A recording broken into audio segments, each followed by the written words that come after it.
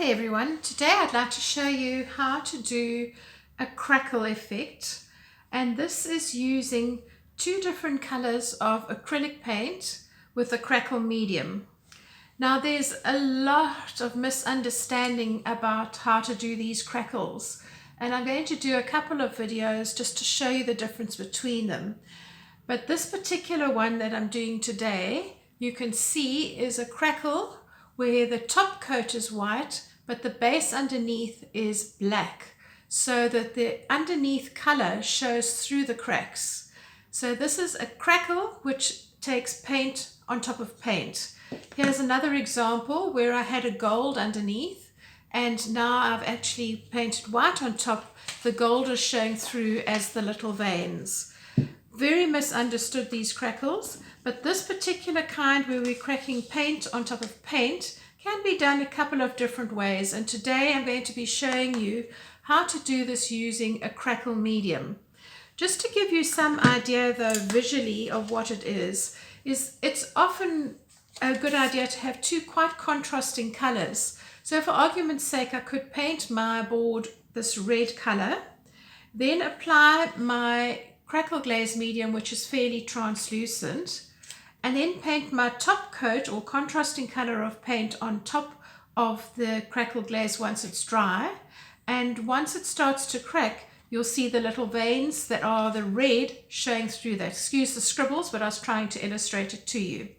So I have prepared here a black coaster, and I'd just like to show you at this stage how to put on what we call crazy cracks, but it could be called crackle glaze or something to that effect in your country. You just need to make sure that it's a paint crackle medium and not an antique crackle medium. They're two different kinds. The antique crackle is quite different. Okay, so you're going to need to learn a little bit about the product. So often if you do have a couple of scraps of wood or card to play on, then it's a good idea just to test that to see how much of the actual crackle medium you need to apply to get the kind of effects that you are looking for. If you put a lot of crackle on, I mean really a lot thicker than what I'm doing here at the moment, you will find that you get really big cracks. And if you put it on very thinly, you will get very fine cracks. But there is a sort of a fine line between having too much on and having horrendously large cracks, and having too little on where you don't get any cracks at all. So what I would suggest for your first time is that you actually just simply do yourself a test board. It could be an old placemat perhaps, or just simply a nice thick piece of card, and then just try it out. So for this particular one, I've done it reasonably thick so that you can see what I'm doing. Otherwise, it's a little bit difficult to show it up.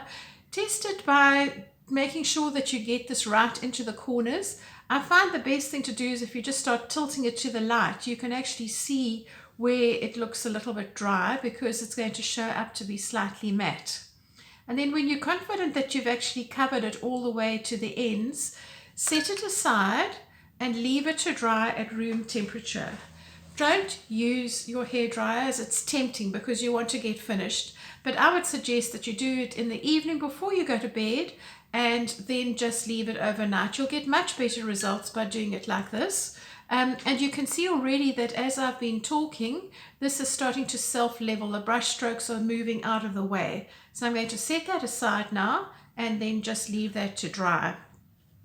I have already prepared a coaster, and on this one, although you can't see it, I have actually painted the crackle medium. And what I'm going to do now is just to take some white acrylic paint and paint it over the dry crackle medium. What you want to be careful here of is over brushing. So you don't want to go back and back and back on a particular area and try and brush it again and again and again, because you're actually going to just destroy the crackle that you're making. So this will react fairly quickly, and you want to just brush this on. I try and just get it fairly smooth, but obviously not too smooth. Yeah, and then we're just going to just leave this for a minute or two and just let it start to crackle. You can already see here in these little areas that it's starting to craze. And if I tilt this to the light and backwards and forwards, you can see where the wet areas are. They're drying pretty quickly, and look, the cracks are crackling before my eyes. This is the absolute magic of this, is that you can see the cracks are starting to happen as we are leaving this to dry. If I was to overbrush this with paint now and overwork it, you're going to find that it really just destroys the crackle look, because you're actually just taking these cracks that are already forming and you're going to just really mix them up and put more paint over them so that they won't crack again. You can see, but I'm just going to just now hold this for a few minutes so that you can see just what's actually happening right before your eyes. And as I say, it is rather magical to do it the first time and say, whoa, wow, it is actually working, you know.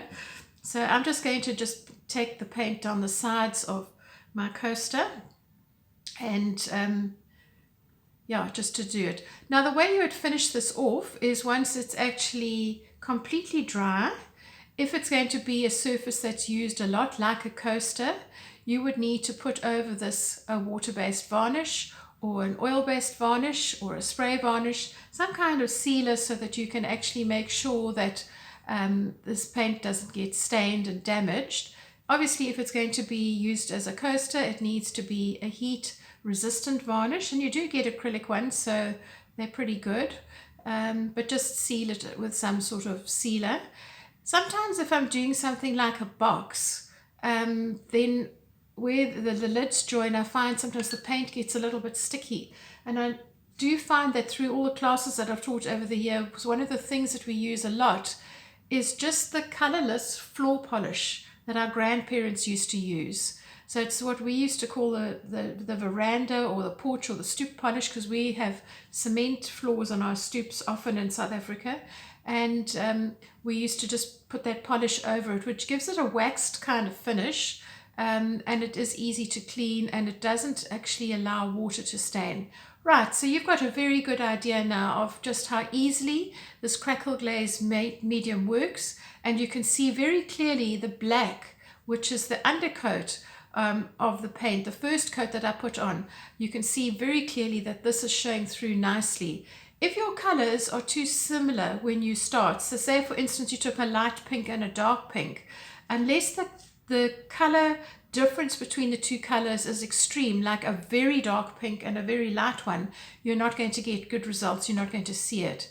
So often what I see happening here is people painting the base coat, then they let it dry, then they put the crackle medium on, and then they paint the same color on top. It's not going to work. It needs to be a contrasting color.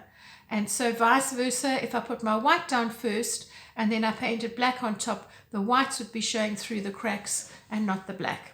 I hope this gives you a better understanding of the crackle. I will be showing you some other ways of actually doing the same technique, and I will be discussing the other crackle medium method using an anti-crackle, which is one that you would do over pictures. So please stay with me, subscribe to my channel, and just make sure you press the notification button, and then you'll get the latest videos. Bye for now.